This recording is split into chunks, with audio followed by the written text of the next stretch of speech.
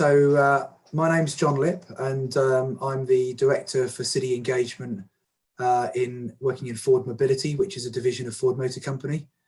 And my role on the Climate Action Committee, I've been particularly engaged in the work of the Transport Committee.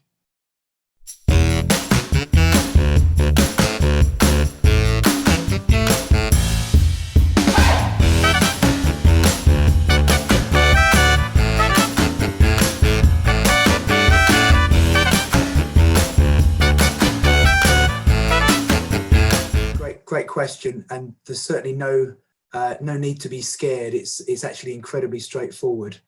Very easy to ride, very simple controls, and really you don't need any prior experience.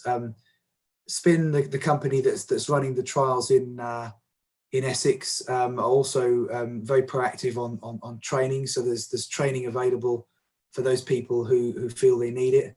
But actually, it's a mode of transport that really anybody can use, and is very straightforward. So simple controls, just a throttle and a brake. The scooters are designed with safety in mind. Very low centre of gravity, and actually really easy to ride. So I would encourage everybody to have a go.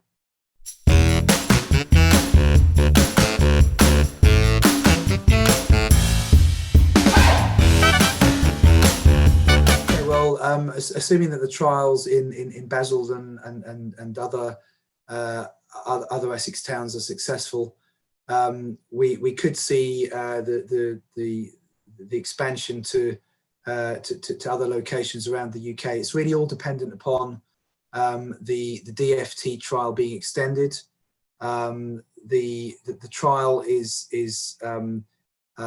something that is time limited. So the initial trial is for 12 months, and during that time we're going to be providing lots of data to the DFT, and the DFT are looking at essentially the legalisation of e-scooters in the UK. So the whole point of this trial is to prove that they can be used safely and responsibly, and that they provide benefits not just to the riders but wider benefits in terms of the environmental objectives that are commonplace. So in terms of reduction of congestion, improving emissions, and providing an alternative transport solution for the public. So it's really about this trial, and DFT then will either recommend or otherwise the legalisation of scooters.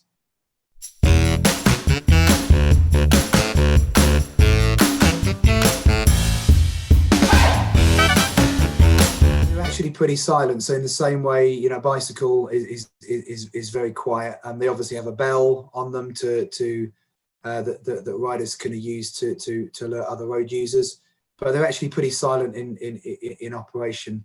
So it's really about the responsible use of these scooters, and that they're used in appropriate places. So they're certainly not to be ridden on the pavements, and that's a strict condition of the trial.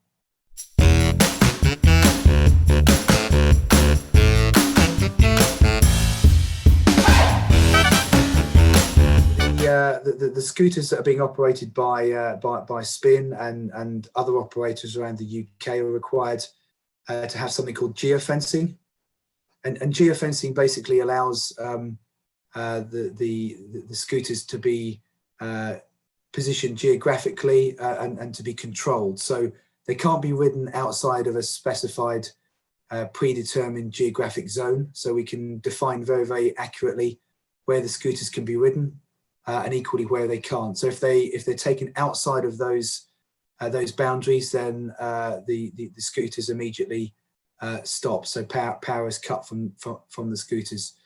In addition to that, the geofencing allows us to control the speed of the scooters. So typically the limit is 15.5 miles per hour. That's a speed that's been agreed with DFT.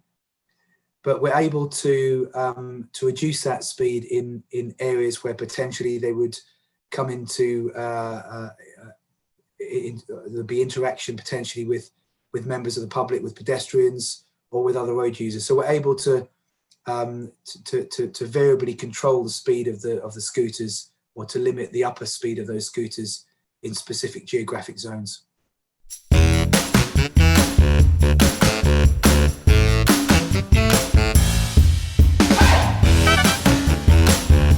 Question, and it's really at the heart of the philosophy behind micromobility, and of course e-scooters are one form of micromobility, and it's really to provide a range of different transport solutions that allows the public to choose the solution that is most appropriate. So, you know, it's not always the most appropriate choice to take your private car into a city centre.